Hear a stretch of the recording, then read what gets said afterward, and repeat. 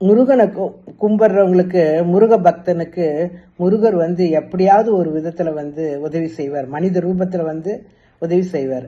அது என்னுடைய அனுபவத்துல நடந்தது. நான் ஒரு சமயம் மயிலாப்பூர்ல திருப்புகழ் பஜன்ஸ் அட்டன் பண்ணிட்டு வந்தேன்.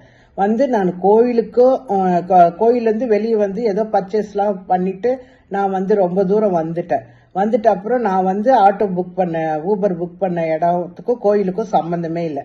அப்போ புக் பண்ணிட்டு நான் அந்த ஆட்டோவில் உட்காந்த உடனே அவர் ஒரு 60 வயசு இருக்கும். அவருக்கு நான் கோயிலேருந்து வரணும் தெரியாது, திருப்புகழ் பஜன்ஸ் போய் வர எதுவுமே நான் அவருக்கு சொல்லலை.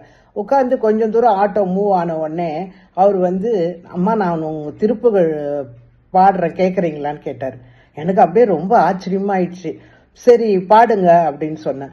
அவரு நீங்க நம்ப மாட்டீங்க, நான் கோயில்ல என்னென்ன பாட்டு பாடணுனோ அது ஃபுல்லா அவர் பார்க்காம பாடினாரு. ரொம்ப ராகமா அழகா பாடினாரு. எனக்கு ரொம்ப மெய் சிலிர்த்து போயிடுச்சு. அப்புறம் சரி பரவாயில்ல, நல்லா இருக்குங்க, நீங்க எப்படி கத்துக்கணும், நான் சின்ன வயசுல இருந்து திருப்புகழ் படிப்போமா, உங்களை பார்த்ததான் எனக்கு பாடணும்னு தோணுச்சு அப்படின்னு சொன்னாரு. கொஞ்சம் தூரம் போன உடனே ஆட்டோ ஒரு ஆள் நடமாட்டம் இல்லாத இடத்துல ஆட்டோ நின்றுடுச்சு. என்னன்னே தெரியல.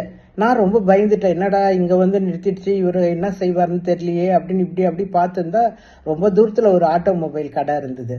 அங்கிருந்து ஒரு பையன் குடுகுடுன்னு ஓடி வந்தான். ஓடி என்ன பெருசு, என்ன ஆட்டோ நின்றுடுச்சா, என்ன ப்ராப்ளம் அப்படின்னு கேட்டதும் அவரு ஆமாப்பா நின்றுடுச்சு, என்னான்னு தெரியல அப்படின்னு கொஞ்சம் நவரு அப்படின்னு சொல்லிட்டு அவன் உட்காந்து ஏதோ பண்ணான். அப்ப அவர் கேட்டாரு ஆட்டோக்கார், உன் பேர் என்னப்பா அப்படின்னு கேட்டாரு. என் பேர் சுப்பிரமணியன் அப்படின்னா.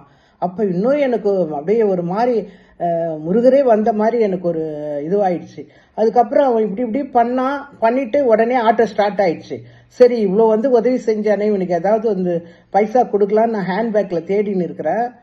அப்போ அந்த பையன் வேகமா ஓடிட்டேன்னா அப்போ எனக்கு ரொம்ப அவருக்கும் ஆச்சரியம். பாருமா அந்த பையன் எதுவுமே வாங்கிக்காம ஓடிட்டான் அப்படின்னாரு.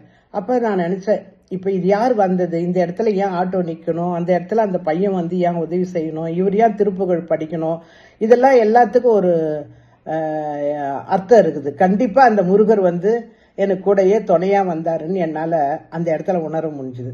அந்த மாதிரி நீங்க முருகரை வழிபட்டு அவரை நம்பினீங்கன்னா அவர் கண்டிப்பா எந்த விதத்திலேயாவது மனித ரூபத்தில உதவி செய்வார்.